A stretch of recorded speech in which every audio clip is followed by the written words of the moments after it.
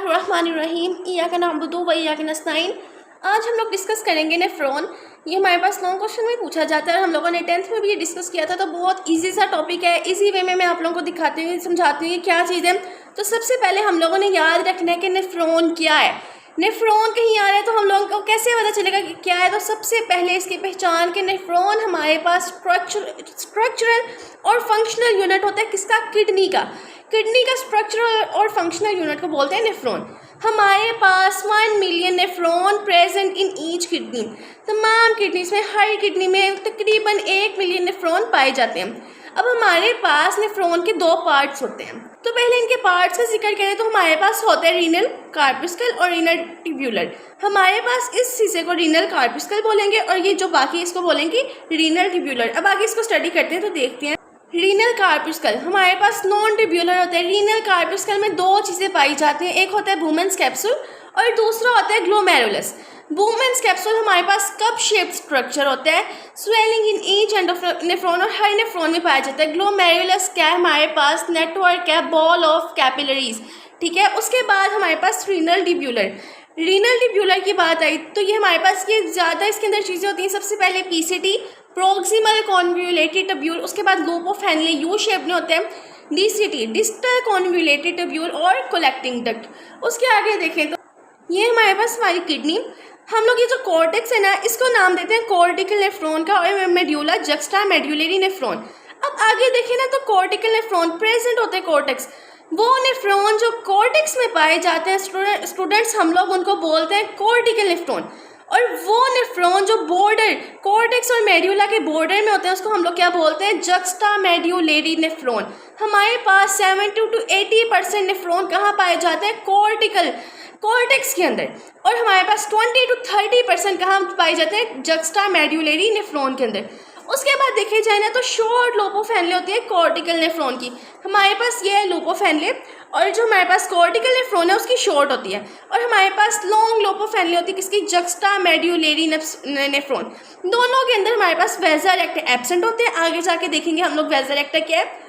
उसके बाद रोल, हमारे पास लूप ऑफ हेनले शॉर्ट होती है किसके अंदर? कॉर्टिकल नेफ्रॉन की। तो इस वजह से ये हमारे पास डाइल्यूट यूरिन प्रोड्यूस करते हैं। जबकि जक्स्टा मेड्यूलरी नेफ्रॉन के अंदर हमारे पास लूप ऑफ हेनले लॉन्ग होती है, तो ये हमारे पास कंसनट्रेटेड यूरिन बनाते हैं, ठीक है, फॉर्म करते हैं। उसके बाद ब्लड सर्कुलेशन इन नेफ्रॉन देखें तो सबसे पहले हम लोग याद रखेंगे कि हमारा ब्लड, किडनी हमारे पास हम लोगों ने पहले भी देखा था कि किडनी के क्या फंक्शंस है। एक तो है कि फॉर्म करते हैं यूरिन और दूसरा क्या है? दूसरा इसका ये कि ब्लड को फिल्ट्रेट करता है। हमारे पास ब्लड किडनी में कहाँ से एंटर होता है? रेनल आर्टरी के जरिए ब्लड आता है, एंटर हो गया किडनी के अंदर। ये हमने लिखना नहीं है लेकिन इसका कॉन्सेप्ट ले लेते हैं। उसके बाद किडनी से डिवाइड होता है एफेरेंट आर्टरीज के अंदर, ये हमारे पास एफेरेंट आर्टरीज है।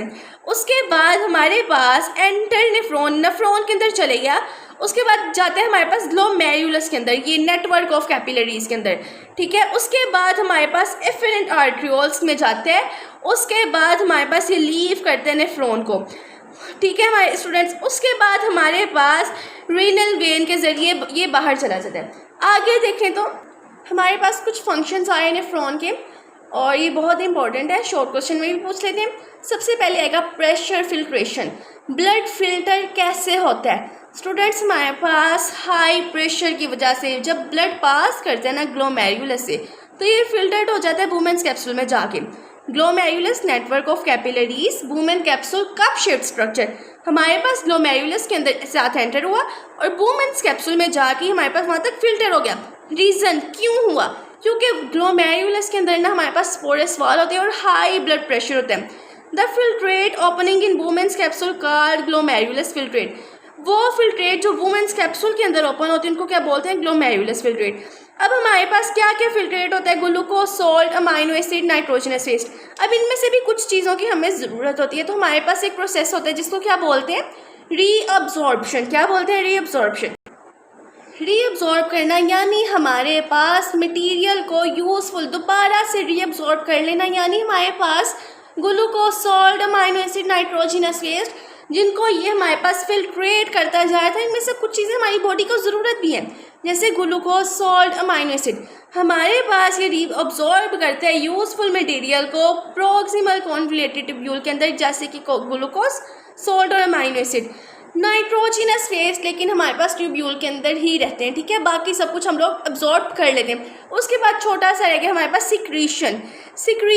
Secretes of hydrogen ion from the tubular epithelial cell into lumen. हमारे पास हाइड्रोजन आयन को सिक्रीट्स करते हैं ट्यूब्यूलर एपिथेलियल सेल, इनका नाम है, इनटू ल्यूमेन के अंदर। हमारे पास ये सिक्रीशन क्यों होती है? ताकि मेंटेन कर सकें ब्लड की पीएच को मेंटेन कर सकें 7.35 to 7.45 हम लोग रख सकें। इजी सा टॉपिक था, लॉन्ग क्वेश्चन में पूछा जाता है। बाकी भी आप लोगों को इंशाल्लाह सारे लेक्चर्स डिलीवर होते रहेंगे, आप लोग देखते रहें। ओके बच्चे, अल्लाह हाफिज़।